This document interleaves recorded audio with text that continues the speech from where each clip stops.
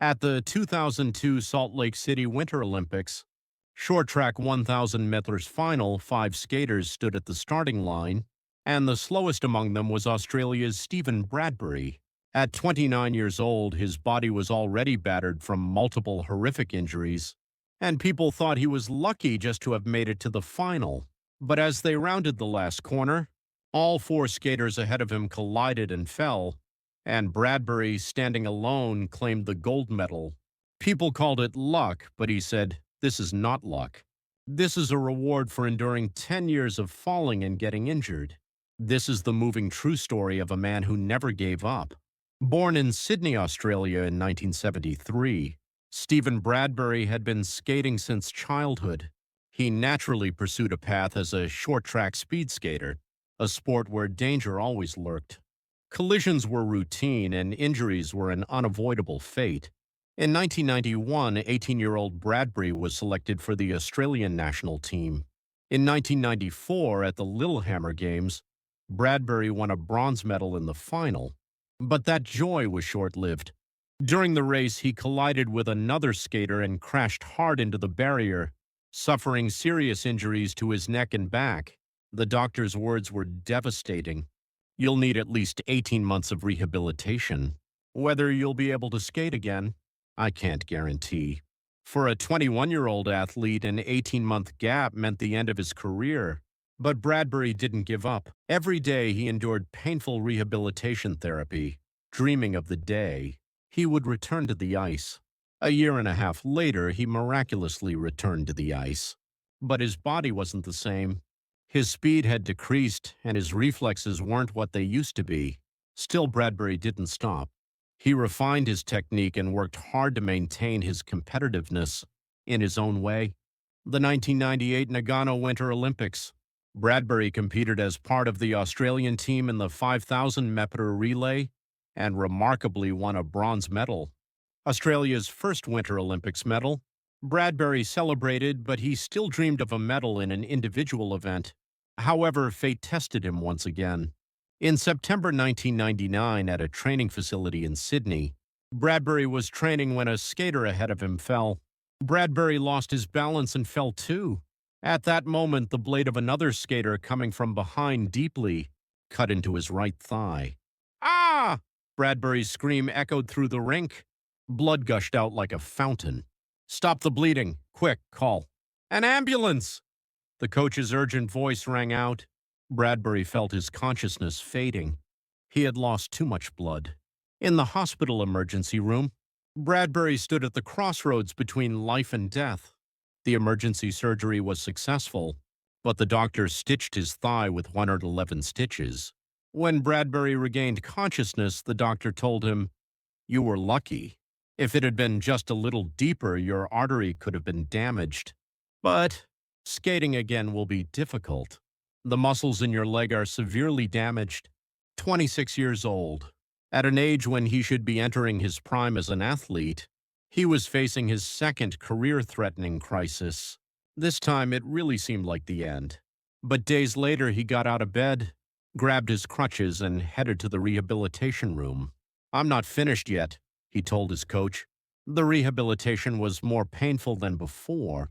The wound on his thigh felt like it would tear with the slightest movement. But Bradbury moved forward little by little each day. In early 2000, Bradbury stood on the ice again. His speed had decreased even more, and he knew he was too weakened to face the world's top skaters head-on. But he continued. In 2001, Bradbury developed a new strategy: never fall down. He knew that with his weakened body, he could no longer withstand collisions. So he decided to deliberately skate safely from behind. "When other skaters crash into each other and fall, I'll remain standing." People ridiculed his strategy, but Bradbury didn't care. And surprisingly, this strategy worked at a 2001 World Cup event, where he advanced to the semifinals. February 2002, Salt Lake City. The 19th Winter Olympics opened. Bradbury competed in the short track 1,000 meters as part of the Australian team. No one expected anything from him. The preliminaries began. Bradbury stuck to his strategy, skating safely from behind as skaters in front collided and fell. He passed the preliminaries. People were surprised. He's lucky, they said. The semifinals. Bradbury started from behind again. As they rounded the last corner, two skaters collided and fell. Bradbury passed them and crossed the finish line. He had advanced to the final. The arena buzzed. Australia's Bradbury has made it to the final. The final would include the world's best skaters: America's Apollo Anton, China's Lee Jiajun, Canada's Mathieu Turcotte, Korea's An Hyun-soo. They were all gold medal favorites.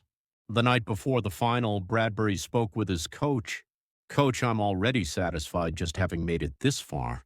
My goal isn't a medal, but to finish without falling." The coach patted his shoulder. "You're already great enough, Stephen. Just standing here is a miracle. Tomorrow, just enjoy it." February 16th, 2002. The day of the men's 1,000-meter short track final dawned. 5 skaters stood at the starting line. Bradbury stood in the outermost lane, already prepared. The starting gun fired. As expected, Ono and Lee quickly took the lead. Turcotte and An followed closely. Bradbury maintained his pace at the back, about 10 meters behind the leaders. "Don't fall. Stay standing until the end," he repeated to himself. The bell rang for the final lap. The atmosphere reached its peak. The 4 in the lead group skated almost in a line, making it impossible to tell who would win. The final corner, the moment that would decide the race, approached. Ono tried to cut inside and Lee tried to hold the outside. At that moment, their skates tangled. Turcotte tried to avoid them but lost his balance. An had nowhere to go. Crash. 4 skaters collided simultaneously. Their bodies flew into the air and all 4 fell on the ice. From behind, Bradbury came around the corner. He briefly looked at the scene with disbelief but didn't stop.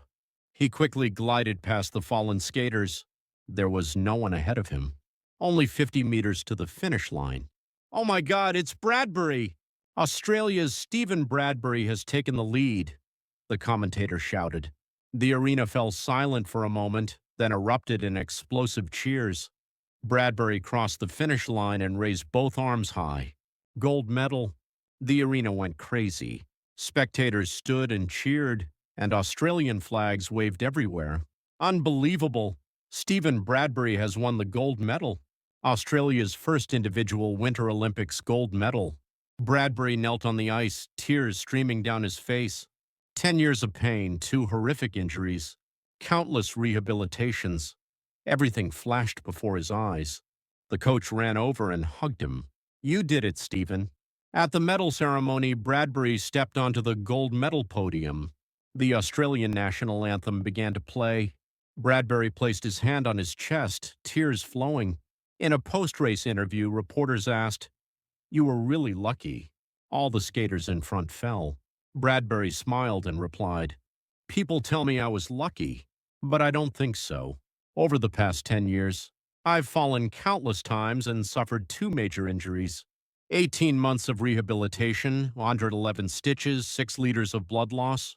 The fact that I'm standing here today is itself a miracle. This gold medal isn't luck, but a reward for never giving up and enduring to make it to this point." His words touched hearts around the world. Stephen Bradbury became a global hero overnight. In Australia, a new expression was born, "doing a Bradbury," meaning persevering without giving up until the end and achieving unexpected success. Bradbury continued skating for several more years and retired in 2008 at age 35. After retirement, he has been working as a coach and mentor for young athletes. He always says, "Life isn't always won by the fastest person. Sometimes it's won by the person who stays standing without falling until the end." Even today, somewhere in the world, someone is hearing Bradbury's story. When they want to give up, when everything seems over, when people ridicule them, they think of Bradbury, the man who got back up after 111 stitches, the man who remained standing until the last corner, and the man who finally wore the gold medal around his neck. This is the story of a 5-second miracle created by a man who never gave up. The story of Stephen Bradbury.